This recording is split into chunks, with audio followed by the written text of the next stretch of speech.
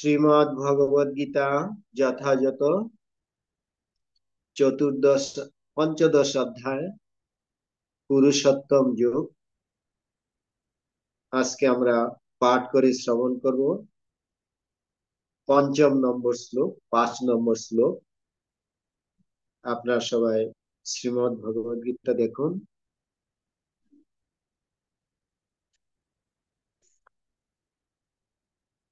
খুব সুন্দর শ্লোক, আপনারা আমার সাথে সাথে উচ্চারণ করার চেষ্টা করবেন।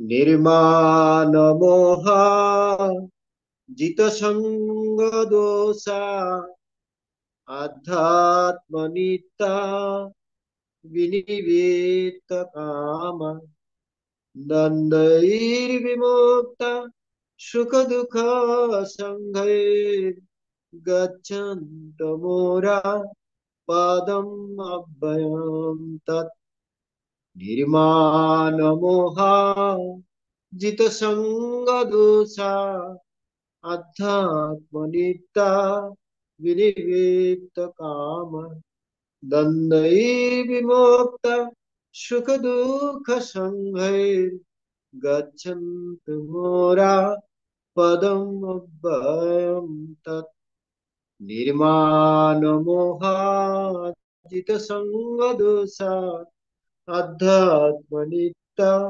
विनिवेत्त काम द्वन्द्वैर्विमुक्त सुख दुःख संघैर् गच्छन्तु मोरा পদম অব্যয়ম তৎ।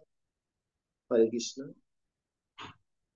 নি মানে শূন্য, মান মানে অভিমান, মোহ মোহ, জিত বিজিত, সঙ্গ সঙ্গের, দোষা দোষ, আধ্যাত্ম পারমার্থিক জ্ঞানে, নিত্য নিত্যত্ব, বিনিবৃত্ত বর্জিত, কামা কামনা, দ্বন্দ্বই দ্বন্দ্ব সমূহ থেকে, বিমুক্তা মুক্ত, সুখ দুঃখ সুখ ও দুঃখ, সঙ্গই নামক গচ্ছন্তি লাভ করেন, অমোরা বিভ্রান্তি থেকে মুক্ত, পদম পদ, অব্যয় নিত্য, তৎ সেই।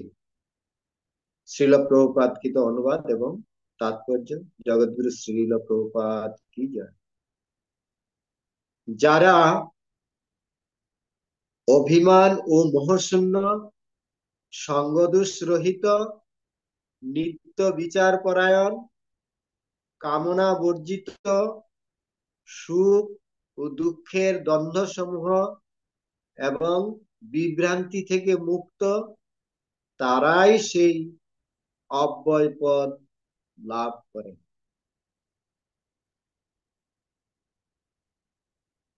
শ্রীল প্রভুপাদকৃত তাৎপর্য। শরণাগতির পন্থা এখানে খুব সুন্দরভাবে বর্ণিত হয়েছে। তার প্রথম যোগ্যতা হচ্ছে গর্বের দ্বারা মোহাচ্ছন্ন না হয়, নির্মাণ মোহ, অভিমান এবং মোহশূন্য আমাদেরকে হতে হবে। অভিমান মানে আমাদের যে মান এবং সম্মানের প্রতি আমাদের যে অভিমান, আমি রাজা, আমি মন্ত্রী, আমি উকিল, আমি ব্যারিস্টার, আমি অমুক, আমি দেশি, আমি বিদেশি, এরকম আমাদের যে মান বা এই অভিমান এবং মোহ। মোহ মানে আমাদের জড় বিষয়ের প্রতি যে অত্যন্ত আকৃষ্ট বা মত্ত, প্রমত্ত, উন্মত্ত, যে একটা জড় বিষয় আমাদের পাওয়ার জন্য যে তীব্র কামনা বাসনা বা এটা আমাকে পেতেই হবে, এটাকে বলা হয় মোহ। তো এই মোহ আমাদেরকে ভগবানের সেবায় যুক্ত করতে হবে, তবে আমরা মোহ থেকে মুক্ত হতে পারব। প্রভুপাদ বলছেন, কারণ বদ্ধজীব নিজেকে জড় প্রকৃতির অধিপতি বলে মনে করে গর্ভস্ফীত, তাই পরমেশ্বর ভগবানের শ্রীচরণে আত্মসমর্পণ করা তার পক্ষে খুব কঠিন। যথার্থ জ্ঞান অনুশীলনের মাধ্যমে তাকে জানতে হবে যে সে জড় প্রকৃতির অধিপতি নয়, অধিপতি পরমেশ্বর ভগবান শ্রীকৃষ্ণ। তাহলে আমরা এই জগতের মালিক নই, কর্তা নই, পিতা নই। এই জগতের পিতা হচ্ছেন জগতের পিতা কৃষ্ণ। জগতের পিতা কৃষ্ণ, যে না ভজে বাপ পিতৃদ্রোহী পাতকীর, জন্মে জন্মে তাপ। আমরা জগতের পিতাও নেই, আমাদের পিতা হচ্ছেন পরম পিতা পরমেশ্বর ভগবান। ভগবান গীতাতে বলেছেন, ভুক্তারাম যজ্ঞ তপসাম সর্বলোক মহেশ্বর, সুহৃদম সর্বভূতানাম গেত্তামাম শান্তি মৃচ্ছ।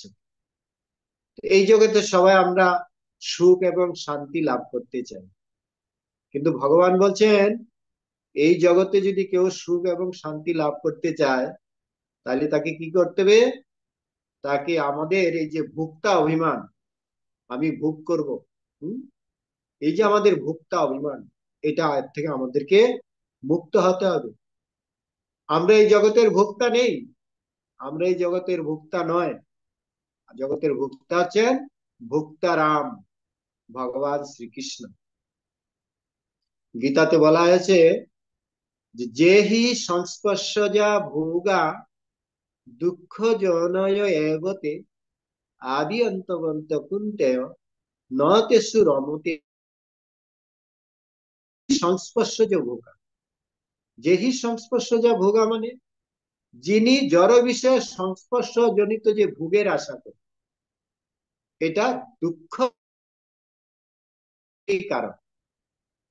যেহি সংস্পর্শজা ভোগা দুঃখ জনয় এগতে আদি অন্তবন্ত কুন্তেয় ন তেসু রমতে বোধা।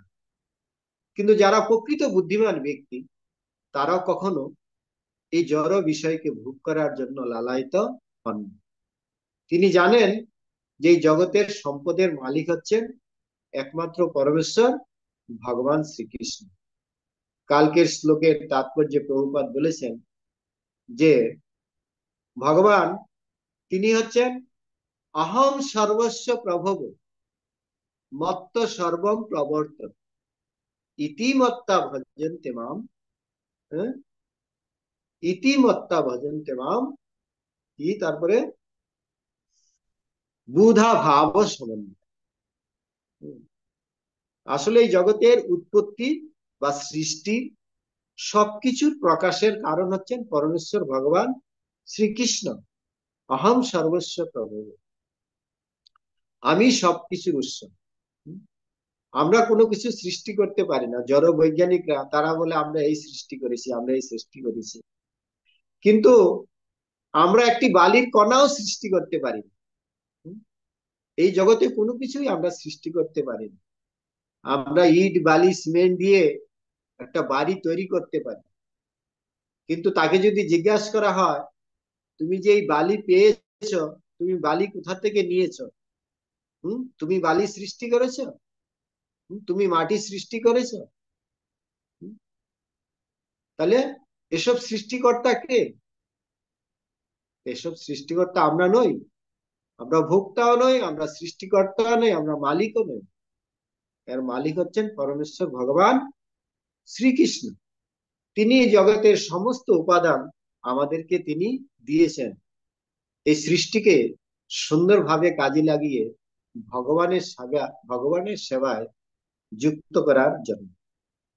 তবে আমরা এই মোহশূন্য হতে পারি। শ্রীল প্রভুপাদ তাৎপর্য বলছেন যে অহংকার জনিত মোহ থেকে কেউ যখন মুক্ত হয়, তখন সে আত্মসমর্পণের পন্থা শুরু করতে পারে। এই মোহ থেকে যতক্ষণ অব্দি আমরা মুক্ত না হব, ততক্ষণ অব্দি আমরা ভগবানের শরণাগত হতে পারব না। আমাদেরকে জানতে হবে এই জগতের কোনো বস্তুই আমার নয়, এই জগতের কোনো বস্তুই আমি সৃষ্টি করিনি, এই সমস্ত কিছুই ভগবানের। আর আমার উদ্দেশ্য হচ্ছে সমস্ত কিছুকে ভগবানের সেবায় যুক্ত করা। হম। বিষয়া বিনির্বর্তন্তে নিরাহারস্য দেহিন রসবর্জং রসপোষ্য পরম দৃষ্টা নিবর্তন্তে। হম। এই সমস্ত কিছু পরমেশ্বর ভগবানের, শ্রীকৃষ্ণের সেবায় নিযুক্ত করতে হবে। যে সর্বদাই এই জড়জগতে সম্মানের আকাঙ্ক্ষা করে, তার পক্ষে পরমেশ্বর ভগবানের চরণে আত্মসমর্পণ করা সম্ভব নয়। মান যশ প্রতিষ্ঠা যতক্ষণ অব্দি আমাদের মধ্যে থাকবে, ততক্ষণ অব্দি আমরা ভগবানের শরণাগত হতে পারবো না। মাতা কুন্তী দেবী বলছেন ভগবানের কাছে প্রার্থনা করে, হে ভগবান, জন্ম ঐশ্বর্য শ্রুত শ্রীবি বেদ মান মধকুমার নৈবার্তম অভিধাতুন বৈতম অকিঞ্চন গোচর। যিনি অকিঞ্চন ব্যক্তি, যিনি তার এই জড়জগতের প্রতি কামনা বাসনা নেই, হ্যাঁ, তারাই একমাত্র ভগবানকে জানতে পারেন বা লাভ করতে পারেন। জন্ম ঐশ্বর্য শ্রুত শ্রীবি, আমার উচ্চকুলে জন্ম, আমি প্রচুর ঐশ্বর্যের মালিক, আমি প্রচুর জ্ঞানী পণ্ডিত, আমি খুব দেখতে সুন্দর। এগুলি, এই যে চারটা দোষ যার মধ্যে যতক্ষণ থাকবে, সে ততক্ষণ ভগবানের চরণে আত্মসমর্পণ করতে পারবে না। আত্মসমর্পণ করা সম্ভব নয়। মোহের দ্বারা আচ্ছন্ন হয়ে পড়ার ফলে অহংকারের উদয়। এই অহংকারটা কোথা থেকে আসছে? যে জড় বিষয়ের প্রতি অত্যন্ত আসক্তি। এটা আমার চাই, এটাই আমার চাই। হম। তো জীব যদিও অল্প দিনের জন্য এখানে আসে এবং তারপর বিদায় নিয়ে চলে যায়, তবু মূর্খের মতো সে নিজেকে এই জগতের অধীশ্বর বলে মনে করে। এই জগতের অধীশ্বর আমরা, এই জগতের অধীশ্বর আমরা নই।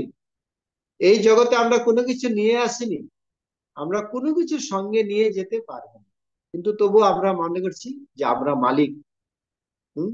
আমরা এই জমির মালিক, আমি এই দেশের রাজা, আমি এই দেশের মন্ত্রী, আমি ভোক্তা, এরকম ভাবে চিন্তা করি। আপনি চিন্তা করুন, আমরা কি এই জমির মালিক? আপনার যে জমি আছে, আমাদের যে জমি আছে, এই জমির মালিক কি আমরা? হ্যাঁ। এখনই আপনার এই জমি, আপনার মাতা পিতা আছে, আপনার মাতা পিতা বলছে এই জমির মালিক আমি। তার পূর্বে তার মাতা পিতা ছিল, তখন তারা বলছিল যে এই জমির মালিক আমি। আরে তারা কোথায় গেল? তাহলে এই জমির মালিক কে? এখন আমরা বলছি এই জমির মালিক আমি। আপনি যখন চলে যাবেন, তারপরে এই জমির মালিক কে? প্রকৃতপক্ষে জমির মালিক কে? এই জমির মালিক, এই ভূমণ্ডল, এই পৃথিবী মাটি কি আমি সৃষ্টি করেছি? এগুলি আমি নিয়ে এসেছি? প্রভুপাদ খুব সুন্দরভাবে এখানে তাৎপর্য বর্ণনা করেছেন যে এইভাবে সে সবকিছু জটিল করে তোলে, তার ফলে সে সর্বদাই দুর্দশাগ্রস্ত। এই ধারণার বশবর্তী হয়ে সমস্ত জগৎ চলিত হচ্ছে। হ্যাঁ, এই সমস্ত ধারণার বশবর্তী হয়ে সমস্ত জগৎ চালিত হচ্ছে। মানুষ মনে করছে যে সারা পৃথিবীটাই মানব সমাজের সম্পত্তি, এবং মিথ্যা মালিকানার ভ্রান্ত বোধে তারা পৃথিবীটাকে ভাগ করে নিয়েছে। হম। এই পৃথিবীটা আমরা পেয়েছি। হম। আর এই পৃথিবীটাকে আমরা সবাই ভাগ করে নিয়েছি, এই জায়গা আমার, ওই জায়গা তোমার, সেই জায়গা আমার। প্রভুপাদ বলছেন ঘেউ ঘেউ ঘেউ ঘেউ, এই সীমানার এদিকে তুমি আসবে না, ঘেউ ঘেউ। এই বাড়ির মালিক আমি, ঘেউ ঘেউ। এই দেশের মালিক আমি, ঘেউ ঘেউ। অন্য দেশের সাথে যুদ্ধ, মারামারি, লড়াই। কিন্তু এই পৃথিবীর সম্পত্তি যে কার, কে যে ভোক্তা, আমি যে কতক্ষণ এই সম্পত্তি ভোগ করব, তারপর আমি কোথায় চলে যাব, এটা আমাদের কোনো চিন্তা নেই। এই জন্য বলছে সবাই এই পৃথিবীটাকে নিজের বলে ভাগ করে নিয়েছে, এই সম্পত্তির মালিক আমি। মনুষ্য সমাজ যে এই জগতের মালিক, এই ভ্রান্ত ধারণা থেকে মুক্ত হতে হবে। এই ধরনের ভ্রান্ত ধারণা থেকে মুক্ত হলে পারিবারিক, সামাজিক, জাতীয়তাবোধের ভ্রান্ত ধারণা থেকে মুক্ত হওয়া যায়। আমরা যে প্রকৃত মালিক নই, এর থেকে আমাদেরকে মুক্ত হতে হবে। ভুক্তারাম জগত পশু। ভগবানই হচ্ছেন ভুক্তা, ভগবানই হচ্ছেন মালিক। ভুক্তারাম জগত পশু সর্বলোক মহেশ্বর। সমস্ত লোকের, অনন্ত কোটি ব্রহ্মাণ্ডের মালিক তিনি। এটা আমাদেরকে জানতে হবে। হ্যাঁ, সুহৃদম সর্বভূতানাম, এবং তিনি হচ্ছেন সমস্ত জীবের পরম বন্ধু। আমাদের পরম বন্ধু একমাত্র ভগবান শ্রীকৃষ্ণ। কিভাবে? তিনি প্রত্যেকটি জীবের হৃদয়ে পরমাত্মা রূপে অবস্থান করছেন। কেন? কখন আমরা তার শরণাগত হব, তিনি বন্ধু রূপে আমাদের পাশেই অবস্থান করছেন, যে কখন আমরা তার প্রতি উন্মুখ হব। এটা প্রভুপাদ উদাহরণ দিয়েছেন, শাস্ত্রে আছে যে একই গাছে দুইটা পাখি। একটা পাখি ওই গাছের সুখ দুঃখের ফল ভোগ করছে, আর তার পাশে যে তার বন্ধু পাখিটি, তাকে শুধু দেখছে। সে কখন এই কামনা বাসনার থেকে মুক্ত হয়ে আমার শরণাগত হবে। সেই বন্ধুটিকে, তিনি হচ্ছেন পরমেশ্বর ভগবান। সুহৃদম সর্বভূতানাম, তিনি হচ্ছেন সমস্ত জীবের, ভূতানাম মানে জীবের সুহৃদ বন্ধু। আমাদের প্রকৃত বন্ধু হচ্ছে তিনি। মৃত্যুর সময় আমাদের সঙ্গে কে যাবে? মৃত্যুর সঙ্গে আমাদের সঙ্গে কেউ যাবে না। আমার মা বাবা, আমার ভাই বোন, আমার স্ত্রী, আমার সন্তানাদি, আমার আত্মীয় স্বজন, বন্ধু বান্ধব, কেউ আমার সঙ্গে যাবে না। কিন্তু আমার সাথে কে যাবে? ভগবান বলছেন আমি তোমার সাথে থাকবো। কেন? মৃত্যুর সময় তুমি এই সূক্ষ্ম দেহে যে বাসনা নিয়ে কোথায় যাবে আমি জানি। সেখানে আমি আবার তোমাকে নিয়ে যাব, তোমার কর্মফল ভোগ করানোর জন্য। এই জন্য আমি তোমার নিত্য বন্ধু। তোমার সাথে সাথে আমিও ঘুরবো। আমি দেখব তুমি কোন জন্মে আমার প্রতি শরণাগত হবে। খুব সুন্দর ঘটনা আছে শাস্ত্রে, যে নারদ মুনি একজন ভক্তকে তৈরি করার জন্য তিনি অনেক প্রয়াস করছেন। হ্যাঁ, এসে একজন একজনকে বলছেন, ওহে, অনেকদিন তো চলে গেল, বয়স তো হয়ে গেল, এখন হরি ভজনা করো। বলছে না না, এখনো সময় হয়নি। এই ছেলেটা বড় হোক, তাদের বিয়ে দেই, তারপরে তারপরে তাদের ছেলে বড় হয়েছে, তাদের বিয়ে দিয়েছে। বলছে ওহে, এখন কি হলো? এখন তো ভগবানের শরণাগত হও। বলছে না না, ওদের কিছু সুন্দর সন্তানাদি আসবে। হ্যাঁ, তাদেরকে আমাকে দেখাশোনা করতে হবে, আর তাদের মা বাবা বিভিন্ন কাজে ব্যস্ত থাকবে, আমাকেই নাতিপতিকে দেখতে হবে। কিছুদিন পরে নারদ মুনি আপনি আসুন। তো এই করে করে আমরা ভগবানকে বা ভক্তকে প্রতারণা করার চেষ্টা করছি। কিন্তু আমরা কাকে প্রতারণা করছি? আমি আমাদের নিজেকেই প্রতারণা করছি। এটা খুব লম্বা কাহিনী আছে, এটা বলতে গেলে আমরা সময় পাবো না। খুব সুন্দর কাহিনী। তো আমাদেরকে বুঝতে হবে এই জগতের মালিক আমরা নই। এই ধরনের ভ্রান্ত ধারণা থেকে মুক্ত হয়ে পারিবারিক, সামাজিক, জাতীয়তাবোধের ভ্রান্ত ধারণা থেকে মুক্ত হওয়া যায়। এই সমস্ত মিথ্যা বন্ধনগুলি মানুষকে জড়জগতের বন্ধনে আবদ্ধ করে রাখে। এই স্তর অতিক্রম করার পর দিব্য জ্ঞান অনুশীলন করতে হবে। এখানে বলা হয়েছে এই গীতাতে শ্লোকে, আধ্যাত্ম নিত্যা নির্মাণ মোহা জিত সঙ্গ দূষা আধ্যাত্ম নিত্যা। আমাদেরকে কি করতে হবে? আমাদেরকে এই স্তর যদি আমরা অতিক্রম করতে চাই, আমাদেরকে এই দিব্য জ্ঞান অনুশীলন করতে হবে। ভগবত তত্ত্ব, এই দিব্য জ্ঞান আমাদেরকে সাধু সঙ্গে বা সাধুগুরু বৈষ্ণবের শ্রীমুখ থেকে শ্রবণ করে বা অধ্যয়ন করে আমাদেরকে এই দিব্য জ্ঞানে উপনীত হতে হবে, তবেই আমরা এর থেকে মুক্ত হতে পারব। যথার্থ জ্ঞান চর্চার মাধ্যমে তাকে জানতে হবে কোন জিনিসগুলা তার, কোন জিনিসগুলা তার নয়।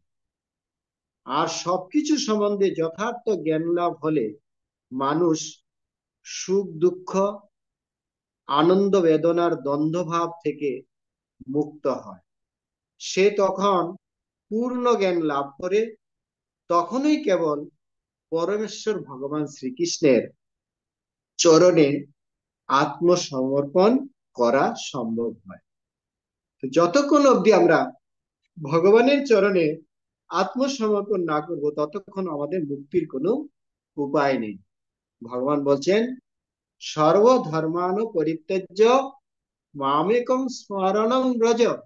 তুমি আমার শরণাগত হও, তবেই তোমাকে আমি এই পাপ পুণ্যের কর্মফল থেকে মুক্ত করব। আমরা এই জগতে যে কর্ম করছি, তাতে যদি পাপ হয়, এই পাপ কর্মের ফল আমাদেরকে ভোগ করতে হবে। যদি পুণ্য কর্ম করি, পুণ্য কর্মের ফলও আমাদেরকে ভোগ করতে হবে। পুণ্য কর্মের ফলও আমাদের উদ্দেশ্য নয়। কেন? পুণ্য কর্মে ক্ষীণে পুণ্যে মর্তলোকে বিষ্ণু। এভাবে আমাদেরকে ব্রহ্ম ভুবনালোক পুনরাবতীর্ণ অর্জন, আমাদেরকে অনন্ত কোটি ব্রহ্মাণ্ডে এভাবে শুধু ভ্রমণই করতে হবে। আমাদেরকে পাপ এবং পুণ্য উভয় কর্মফলের থেকে মুক্ত হয়ে আমাদেরকে ভগবানের নিত্য ভগবত ভক্তি সেবায় যুক্ত হতে হবে। এটাই হচ্ছে আমাদের জীবনের উদ্দেশ্য। এইভাবে ভগবানের অনুকূল সেবায়, ভক্তিযুক্ত সেবায় যুক্ত হয়ে আমাদের জীবনকে সার্থক করে তুলতে হবে। তো খুব সুন্দর শ্লোক। এই শ্লোকটা আপনারা মুখস্থ করবেন অবশ্যই, এবং তার তাৎপর্য বোঝার চেষ্টা করবেন। খুব সুন্দর বিষয়বস্তু। তাহলে আমরা এখানে রাখছি। হরে কৃষ্ণ কৃষ্ণ কৃষ্ণ হরে হরে, হরে রাম রাম রাম হরে হরে। এখানে আর 2 মিনিট আমাদের হাতে